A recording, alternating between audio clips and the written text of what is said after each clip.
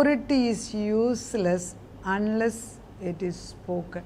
അധികാരം ഉറപ്പിക്കാൻ ഉറക്കെ പറയണം. Everything that happens in the spirit realm it started with speaking. ദൈവം പറഞ്ഞു, അങ്ങനെ സംഭവിച്ചു. അങ്ങനെയാണ് ഉൽപ്പത്തിയിൽ. ദൈവം പറഞ്ഞെല്ലാം സൃഷ്ടിക്കുക. 6 ദിവസവും ദൈവം പറയുക മാത്രമാണ് ചെയ്തത്. എന്നാൽ 6-ാമത്തെ ദിവസം മനുഷ്യനെ മാത്രം കൈകൊണ്ട് വിരലുകൊണ്ട് ഉണ്ടാക്കിയെന്ന് വ്യക്തമായിട്ടും പറയുന്നുണ്ട്. അപ്പോൾ പറയുന്നതിന് വലിയ ശക്തിയാണ്. മോശെ ദൈവം ഇസ്രായേൽ ജനതയ്ക്ക് വെള്ളം കൊടുക്കാൻ നേരത്ത് ആദ്യത്തെ പ്രാവശ്യം ദൈവം പറഞ്ഞു വെള്ളം പാറമേൽ അടിച്ചുകൊള്ളുക. 1 പ്രാവശ്യം 2 പ്രാവശ്യം അടിച്ചു, വെള്ളം കൊടുത്തു. 2-ാം പ്രാവശ്യം ഇസ്രായേൽ ജനതയ്ക്ക് വെള്ളമില്ലാതെ വന്നപ്പം മോശ വളരെ സങ്കടത്തോടെ ദൈവത്തിൻ്റെ അടുക്കൽ ചെന്നു. ദൈവം പറഞ്ഞു, ഇപ്രാവശ്യം മോശയോട് പറഞ്ഞു, വെള്ളത്തിൻ്റെ മേൽ നീ പോയി പാറയോട് സംസാരിക്കുക, വെള്ളം വരുമെന്ന് പറഞ്ഞു. എന്താണ്? മോശ പകുതി കേട്ടു, പകുതി കേട്ടില്ല. കാരണം മോശയുടെ ഇമോഷൻസാണ്, വികാരങ്ങൾ. എത്ര അടുത്ത് 40 ദിവസം കൂടെ ഇരുന്നിട്ടും ദൈവത്തിൻ്റെ സ്വഭാവത്തിൽ നിന്ന് മാറി സ്വന്തം ചിന്തയിലേക്ക് മോശ കയറി. ഇതൊക്കെ നമുക്ക് ഉണ്ടാകുന്നതാണ്. അപ്പം മോശ എന്ത് ചെയ്തു? മോശ മത്സര ബുദ്ധികളെ, ദൈവം നിങ്ങളോട് സംസാരിക്കുന്നില്ലേ, ഞാൻ നിങ്ങൾക്ക് വെള്ളം തരാമെന്നും പറഞ്ഞു മോശ എന്തെടുത്തു? വടി വെച്ച് പാറയ്ക്ക് 2 അടി കൊടുത്തു. വെള്ളം വന്നു. കാരണം ദൈവം മോശയെ മാനിച്ചു. പക്ഷേ ദൈവത്തിന് സങ്കടമായി പോയി. ഞാൻ അവനോട് സംസാരിക്കാൻ പറഞ്ഞപ്പോൾ സംസാരിക്കുകയല്ല ചെയ്തത്, വടി കൊണ്ടടിച്ചു. അപ്പോൾ നമ്മൾ ചിന്തിച്ച് നോക്കിയേ, വടി കൊണ്ടടിക്കുന്നതും സംസാരിക്കുന്നതും എന്ത് വ്യത്യാസമല്ലേ? അത് നമ്മൾ മോശ എന്നിട്ട് പാറയുടെ ദൈവം പറഞ്ഞിരിക്കുന്നു വെള്ളം ഉണ്ടാകട്ടെ, അല്ലേ വെള്ളം കടന്നു വരട്ടെ എന്ന് പറഞ്ഞാൽ പാറ പിളർന്നിട്ട് വെള്ളം ഇങ്ങനെ വന്നേനെ. അപ്പം മുഴുവൻ പ്രശംസയും ദൈവം എന്തുമാത്രം സന്തോഷിച്ചേനെ. പാർഷ്യൽ ഒബീഡിയൻസ് ആണ്. നമുക്കൊക്കെ ഇത് ദൈവം തന്നെ കരുണ കൊണ്ട് നമ്മളെ പൊതിയുന്നതേ ഉള്ളൂ. നമ്മുടെ ജീവിതത്തിലുള്ള മിക്ക പ്രശ്നം അല്ലെങ്കിൽ 99% പ്രശ്നവും ദൈവത്തെ ശ്രദ്ധ വെച്ച് കേൾക്കാത്തത് കൊണ്ടല്ലേ. എന്നും നമ്മുടെ എല്ലാ കാര്യങ്ങളും ബ്ലൂ പ്രിൻ്റ് പോലെ അപ്പച്ചൻ എഴുതി വെച്ചിട്ടാണ് നമ്മളെ ഇങ്ങോട്ട് പറഞ്ഞു വിട്ടിരിക്കുന്നത്. നമ്മളെക്കുറിച്ചൊരു നല്ല ജീവിതം ദൈവത്തിൻ്റെ ബുക്കിനകത്ത് എഴുതി വെച്ചിട്ടുണ്ട്. പക്ഷേ എത്ര പേരത് പ്രാപിച്ചെടുക്കുന്നുണ്ട്, എത്ര പേർക്കത് പറയാൻ സാധിക്കുന്നുണ്ട്. അതുകൊണ്ട് കർത്താവിനെ അറിയാൻ ആഗ്രഹിക്കുന്നവർ യേശുവിനോടുള്ളൊരു അറ്റാച്ച്മെൻറ്റ്. അപ്പം ചില സ്ത്രീകൾ എൻ്റെ അടുക്കൽ വരുമ്പോഴും അവരങ്ങനെ അധികം ആളുകളെ ഒന്നും കാണത്തൊന്നുമില്ല. They come and sit with me. അവർക്ക് ആ ദൈവത്തോടുള്ള സ്നേഹത്തെക്കുറിച്ച് ഇങ്ങനെ ഒരു പറയുമ്പോൾ ഞാൻ ചിലപ്പോൾ ഇവർ വേറൊരു ലോകത്തിൽ. അപ്പോൾ എനിക്കൊരു അമേരിക്കൻ ഫ്രണ്ടുണ്ട്. എപ്പോഴും എന്നോട് വർത്താനം പറയാനിരുന്നാലും യേശു ഇപ്പം വന്നാൽ എന്തെടുക്കും, നമ്മൾ യേശു നാളെയാണ് വരുന്നതെങ്കിൽ എന്തെടുക്കും, എല്ലാം റെഡിയാക്കി വെച്ചിട്ടുണ്ട്, ഇത് മാത്രമേ ഇവർക്ക് പറയാൻ കാണത്തുള്ളൂ. അപ്പോൾ ഞാൻ പറയും, ഇവരെപ്പോഴും യേശുവിൻ്റെ 2-ാം വരവിനെ കുറിച്ച് ചിന്തിച്ചുകൊണ്ടിരിക്കുകയാണ്. ഞാനെപ്പോഴും അങ്ങനെ ചിന്തിക്കും. അവരുടെ ഞാനത് ചെയ്യാറില്ല. പക്ഷെ ഞാൻ പറയുന്നത് she is so centred in the love of Jesus Christ. അങ്ങനെ അമേരിക്ക ഇവിടെയുള്ളവരെ ഞാൻ അങ്ങനെയുള്ളവരെ കാണുന്നുണ്ട്. അവരെ കാണുന്നത് തന്നെ നമുക്കൊരു സന്തോഷമാണ്. അങ്ങനെയുള്ളവരുണ്ടെന്നേ. നമ്മളൊന്ന് നോക്കി, നമ്മൾ വിചാരിക്കുമോ എല്ലാവരും മോശം, പക്ഷേ ഇതിൻ്റെ ഇടയ്ക്ക് നല്ലവരുണ്ട്, ദൈവത്തെ അങ്ങേയറ്റം സ്നേഹിക്കുന്നവർ. ഈ അങ്ങേയറ്റത്തെ സ്നേഹിക്കുന്നത് പറയുമ്പോൾ കഴിഞ്ഞ ദിവസം ഒരു എന്നെക്കാട്ടിൽ ഒത്തിരി പ്രായം കുറഞ്ഞ, നമ്മൾക്ക് ഒത്തിരി പരിചയമുള്ളതാണ്, ഒരു മകൾ വിളിച്ചേച്ച് പറഞ്ഞ്, ചേച്ചിന്ന് എന്നെ വിളിക്കുന്നത്, ചേച്ചി പിന്നെ ഞാൻ യേശുവിനെ കണ്ടു എന്ന് പറഞ്ഞു. അപ്പോൾ ഞാൻ ചോദിച്ചു, നീ എങ്ങനെയാണ് കണ്ടത്? അത് ഞാൻ 8 മണി വൈകിട്ട് 8 മണിയായിരുന്നു. ഞാൻ നോക്കിയും വെള്ള വസ്ത്രം എടുത്ത് ഒരാൾ എൻ്റെ മുമ്പിൽ വന്ന് നിൽപ്പുണ്ട്, ജനലിൻ്റെ അപ്പുറത്താണ്. എനിക്കതറിയാം, എനിക്കൊട്ടും പേടി വന്നില്ല. ഞാൻ ഉടനെ തന്നെ വാതിൽ തുറന്ന് പുറത്തിറങ്ങി. എന്നിട്ട് കണ്ടില്ല. പിന്നെ ടോർച്ച് എടുത്തുകൊണ്ട് വന്ന് വീണ്ടും ഞാൻ അടിച്ചു നോക്കി, അവിടെ ഒന്നും ആരെയും കണ്ടില്ല. അപ്പോൾ അവൾ വിചാരിച്ച് പേടി. അപ്പോൾ എന്നോട് പറഞ്ഞ ഒരു പോയിൻ്റ് ഇതാ, എനിക്ക് ഒട്ടും പേടിയില്ലായിരുന്നു. This is it. യേശു ഒരിക്കലും വന്ന് നമ്മളെ പേടിപ്പിക്കത്തില്ല. വേറെ വല്ലവരാണെങ്കിൽ നമുക്ക് പേടി വരും. അപ്പോൾ ഈ തന്നെ താമസിക്കുന്ന ഈ കുട്ടി 8 മണിക്ക് യേശുവിനെ കണ്ടു എന്ന് പറഞ്ഞ് ഭയം കൂടാതെ വാതിൽ തുറന്ന് പുറത്തിറങ്ങി നോക്കിയെന്ന് പറഞ്ഞപ്പോൾ ഞാൻ അതിശയിച്ചു. അത് കഴിഞ്ഞ് പിന്നെ 2 ദിവസം കഴിഞ്ഞപ്പം വീണ്ടും യേശുവിനെ പകൽ കണ്ടു. അപ്പോൾ ആദ്യം യേശുവിനെ കണ്ടപ്പോൾ മൂടുപടം ഇട്ടാണ് യേശുവിനെ കണ്ട, വെള്ള വസ്ത്രം മുഴുവൻ ധരിച്ചിരിക്കുന്നു. 2-ാം പ്രാവശ്യം കണ്ടപ്പോൾ മൂടുപടം ഇല്ല. അവൾക്ക് ഉടനെ മനസ്സിലായത് യേശുവാണ്. എങ്കിലും സംശയം മാറ്റാൻ വേണ്ടി മാത്രം എന്നെ വിളിച്ചു പറഞ്ഞു, ഇങ്ങനെ 2 അനുഭവം എനിക്കുണ്ടായി, എന്ത് പറയുന്നു? അപ്പോൾ ഞാൻ പറഞ്ഞു, യേശു എന്തോ സംസാരിക്കാൻ നിന്നോട് ആഗ്രഹിക്കുന്നുണ്ടല്ലോ. തീർത്തും യേശു എന്ത് പറയാൻ വേണ്ടിയാണ് വന്ന് നിൽക്കുന്നത്. നീ ഒരു പെൻസിലും ഒരു പേപ്പറും കൂടെ എടുത്ത് വെച്ചിട്ട് ഇരിക്കുക. കർത്താവ് നിന്നോട് എന്തെങ്കിലും പറയുന്ന എഴുതിയെന്ന് പറഞ്ഞു. അങ്ങനെ ആ കുട്ടി ഇരുന്ന് അനുസരിച്ചു. അത് കഴിഞ്ഞപ്പോൾ അത് യേശു എന്തോ പറയുന്നത് ഒരു പോയം പോലെ എഴുതി, ഒരു പാട്ട് പോലെ എഴുതിയിട്ട് എന്നെ പാടി കേൾപ്പിച്ചു. വളരെ മനോഹരമായിട്ട് അവളുടെ ആവശ്യത്തിനുള്ള ഉത്തരമാണ് അതിനകത്തുണ്ട്. അതിന് ഒരു കർത്താവ് ഉത്തരം പറയുമ്പോൾ എല്ലാവർക്കും ഉത്തരം കിട്ടുമല്ലോ. ആ പാട്ട് പാടി കേട്ടപ്പം എനിക്കുണ്ടായ സന്തോഷം. പറഞ്ഞു, ഇത്രയും സ്നേഹമായിട്ട് സംസാരിക്കുന്ന ഒരു ദൈവം. ആ പാട്ട് ഞാൻ നമ്മുടെ ചെറിയ ഗ്രൂപ്പിനകത്ത് ഇട്ട് കൊടുത്തു. അവർക്ക് പലർക്കും അത് ബലമായി. അതായത് ദൈവം പറയുന്നത് വേറൊരാൾ വിളിച്ചു പറയുമ്പോൾ അതിന് ശക്തിയുണ്ട്. പറയാതിരുന്നെങ്കിലും അങ്ങനെ എത്ര പേര് ദൈവവുമായിട്ടുള്ള എൻകൗണ്ടർ ഉണ്ട്. ഇത് ചിലർക്കുള്ള കൃപയാണ്, എല്ലാവർക്കും ആ കൃപയില്ല കേട്ടോ. നന്മയാണോ തിന്മയാണോ എന്ന് എനിക്ക് ചിലർക്ക് ജീവൻ, അതായത് ചിലർക്ക് നമ്മൾ വർത്തമാനം പറയുമ്പോൾ യേശുവിനെ കാണാം, ചിലർക്ക് ശബ്ദം കേൾക്കാം. ഓരോരുത്തർക്കും ഓരോ, കാരണം ദൈവം ജീവനല്ലേ. അതെ, നമ്മൾ ആരെയും കുറ്റം പറയണ്ട. അതിനകത്ത് തെറ്റ് പറ്റുന്നുണ്ടെങ്കിൽ പരിശുദ്ധാത്മാവിലെ വചനത്തിന് അടിസ്ഥാനമാണോ എന്ന് നോക്കണം. അല്ലെങ്കിൽ ദൈവം പഴയ നിയമത്തിൽ എത്രയോ ഇടത്ത് ദൈവം ഇറങ്ങി വന്ന് സംസാരിച്ചു ഇല്ലേ. അബ്രഹാം കണ്ടു, വിശുദ്ധന്മാരെല്ലാം പഴയത് കണ്ടു. നമ്മൾ ഇന്ന് പുതിയ നിയമത്തിൽ യേശു പറഞ്ഞു, ഞാൻ നിങ്ങളുടെ കൂടെയുണ്ട്. അപ്പോൾ ചിലർക്ക് കാണാനുള്ള കൃപയുണ്ട്. ഞാൻ വചനം എടുക്കുന്ന 103:20.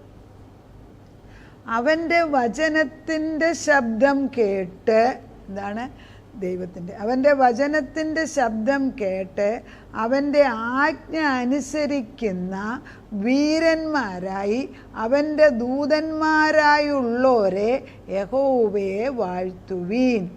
അപ്പോൾ നമ്മളോട് പറയുന്നത്, the angels are waiting for the voice of the union bird.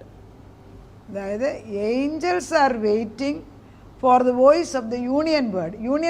അവൻ്റെ വചനത്തിൻ്റെ ശബ്ദം കേട്ട് അവൻ്റെ ആജ്ഞ അനുസരിക്കുന്ന വീരന്മാരായി അവൻ്റെ ദൂതന്മാരായുള്ളവരെ യഹോവയെ വാഴ്ത്തുവിൻ.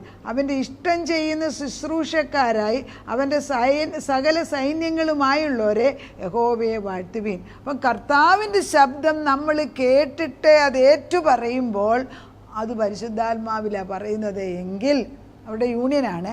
ദൈവവചനം നമ്മൾ കേട്ടു, നമ്മളത് ഉറക്കെ പറയുമ്പോൾ ദൈവദൂതന്മാർ അത് ഇംപ്ലിമെൻറ്റ് ചെയ്യും, അല്ലെങ്കിൽ പരിശുദ്ധാത്മാവ് എക്സിക്യൂട്ട് ചെയ്യും.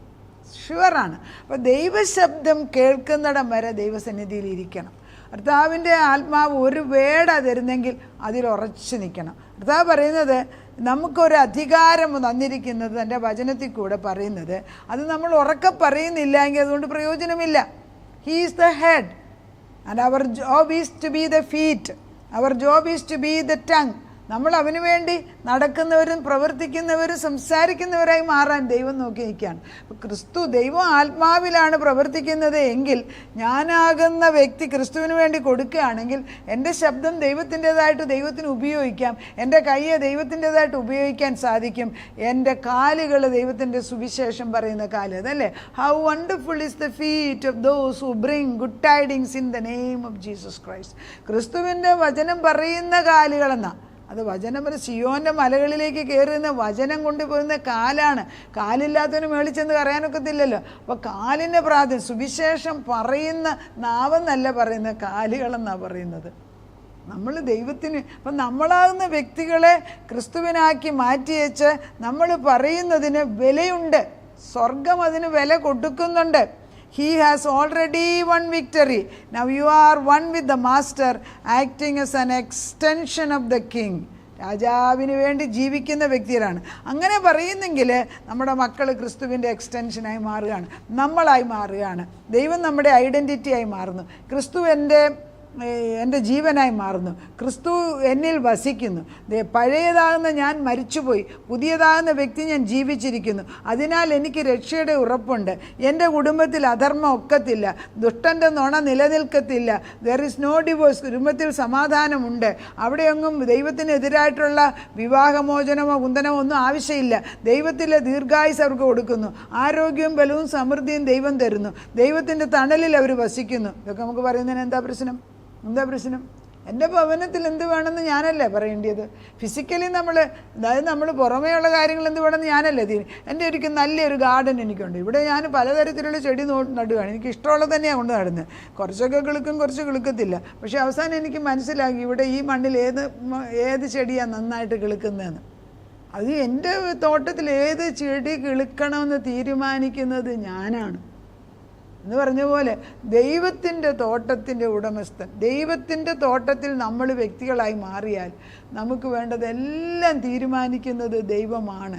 ആ ഒരു ഉറപ്പ് എനിക്ക് വരണം, ആ ഉറപ്പിൽ സംസാരിക്കണം. അവിടെ ഭയമില്ല, അവിടെ രോഗമല്ല, അവിടെ വിഷമമല്ല.